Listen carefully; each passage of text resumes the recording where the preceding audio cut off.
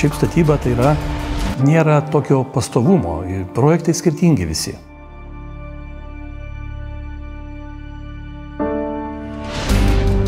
Klausta įmonė skaičiuojanti 50 metų istoriją ir per tuos 50 metų yra labai daug pastačius. Norim jaustis patenkinti tuo, ką sukūrėm ir didžiuotis tuo, ką padarėm.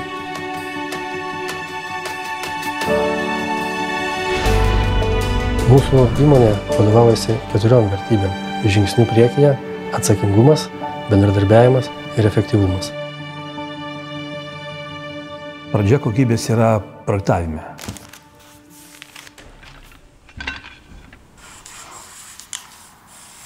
Didžiausias įkvėpimo šaltinis man paprastai būna kontekstas, aplinka. Būtina apsilankyti vietoje, išgirsti tos vietos specifiką ir pagalvoti, kas geriausiai tiktų. Grand Office'as yra kontekstualus sprendimas. Miesto urbanistinės struktūros, tai tokia kietesnė jo nugara ir atsiveria į gamtą, į aplinką stikliniais fasadais.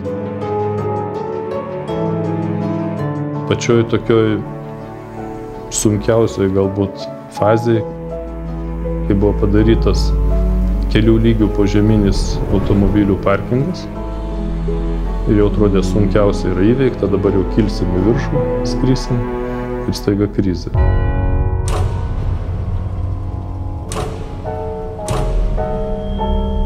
Praktiškai 4 metams jis buvo užšaldytas.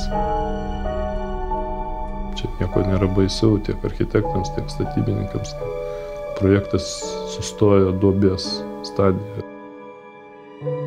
Paprastai vyksta kova, kad architektas siūlo geriau, o pinigų valdytojas sako, ne, čia per brangu, taip toliau. Tobulinant sprendimus visą laiką mes žiūrim į praeitį. Va, ten buvo kažkas, o gali būti geriau. Darykim geriau. Ir mes subrendom ir aplinka pasikeitė, sako, vat, darykim, turi būti kažkas naujo.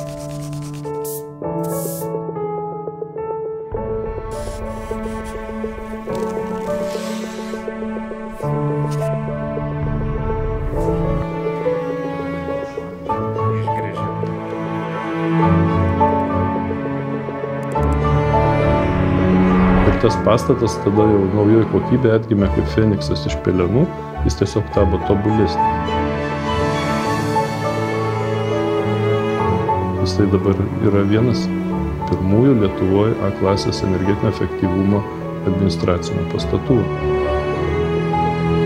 Iš tikrųjų ir gamtosaugos atžvilgiu, ekologijos visom prasmėm tai yra tikrai modernus šios dienos žingsnis į priekį.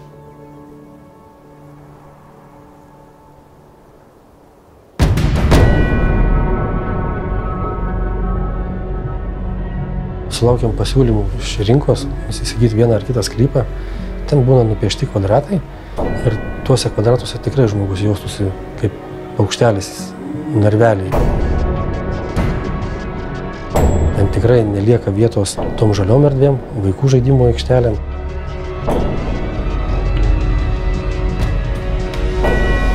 Būstą žmogus įsigyja kartais vieną tik tai kartą gyvenime, bet tai žmogui yra labai svarbu.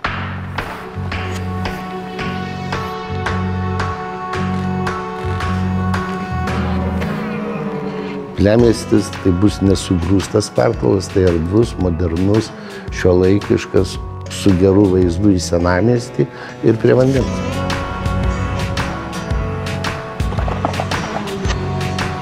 Ta krantinė tai jinai yra integruota į apsauginį pylimą, dambą. Damba ir damba, tai būna tas pylimas, ne? Ne. Ten įrengtas yra pėsčiųjų takas, dviratininkų takas, amfiteatras. Kad tai būtų ilgaamžis sprendimas, kad tai nebūtų laikina.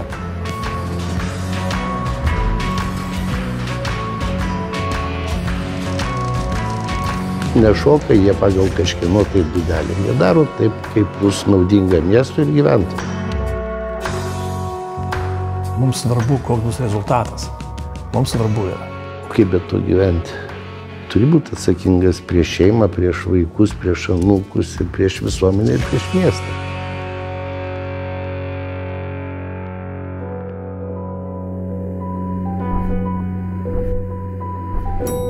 Turbūt kaip ir kiekvienose dėrybose, jeigu viena stalo pusė atsistoja nepatenkinta, tai kažkas nevyko gerai. Iš tiesų Vilniaus universitetas jau senokai galvojo ir svarstė, ką daryti. Tai yra, jau seniai suvokė, kad reikia naujos Vilniaus universiteto bibliotekos ir ieškojo galimybių, kaip tą biblioteką pastatyti. Norėjosi, kad nei kiek savo žavesių nenusileistų istoriniai bibliotekai. Norėjo laisvos erdvės, kad žmonės galėtų iš tiesų gerai jaustis. Iš tikrųjų, klausimų mums kilo pakankamai daug. Ar sugebėsim suvaldyti šitą projektą, ar pasiseks?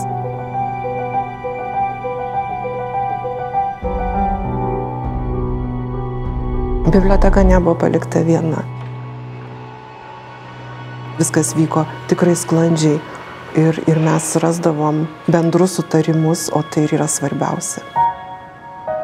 Skirtingi užsakovai, projektuotojai skirtingi, subrangovai skirtingi. Ir va ta įvairovė verčia bendrauti, spręsti problemas, juk tame įdomumas yra bendravime. Bendradarbiavimas nukreiptas į rezultatą, į tikslą. Jau 2013 metais visose Vilniaus universiteto bibliotekose pirmą kartą mūsų istorijoje lankytojų skaičius viršijo 1 milijoną. Trečdalis Lietuvos kasmet ateina į Vilniaus universiteto biblioteką.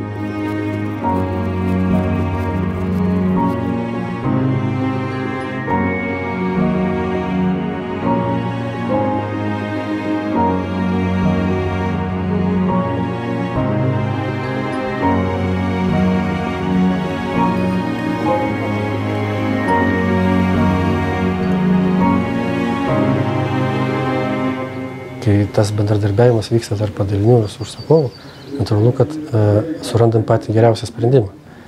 Dėl to mes tampam efektyvus. Tampant efektyvus mes taupom statybos kaštus, dėl ko laimi ir užsakovas.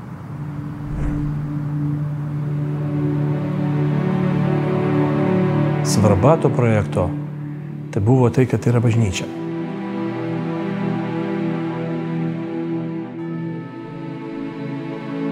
Bažnyčia paprastai yra kaip pastatas, bet labai svarbu yra, kad ta gyva būtų bažnyčia.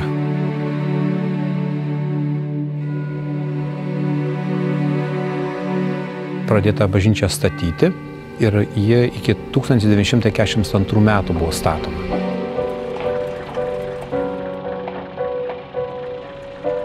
Atėjo karas, okupacija ir šita bažnyčia sustojo, ji buvo paversta radijo gamykla. Mes turėjome tą bažnyčią atstatyti. Įkausta ėmėsi šitų didelių darbų.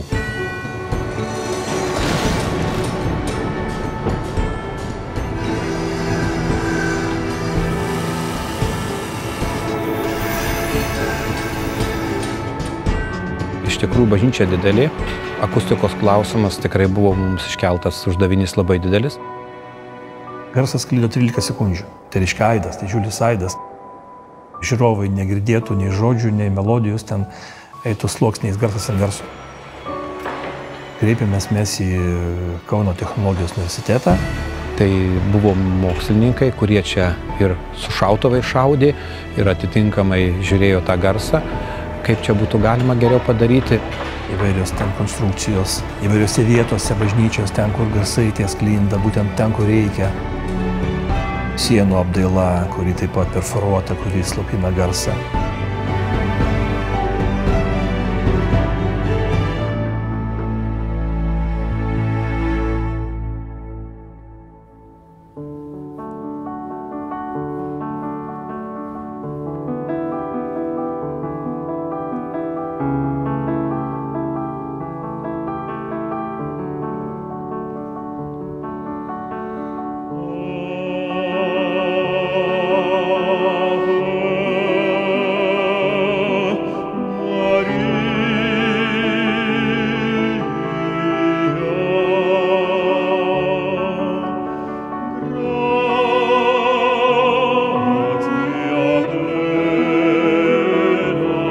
netgi savo pelno, kurie buvo teisėtai jų uždirbti, tuo metu jie atsisakė. Buvo garbė, kad mums patikėtas buvo tas darbas.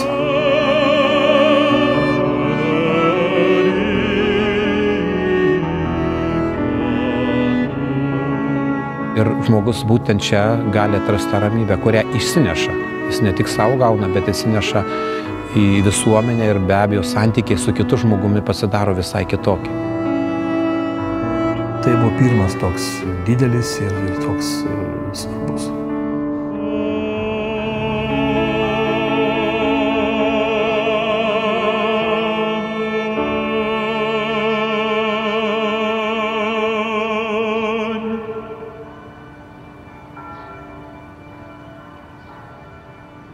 Kai kažkada Skandinavijoje stažavausi, sako, tu turi dvi galimybės.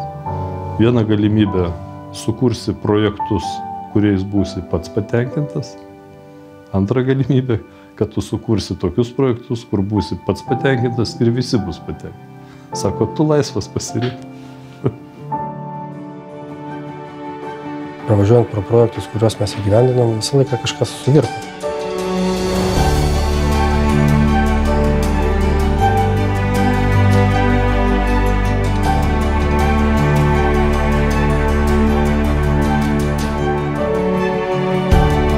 Prisimenu tą komandą, tą dvasią, kaip viskas vyko.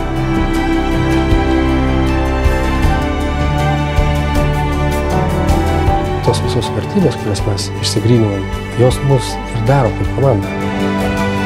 Tai čia mūsų stiprioji pusė.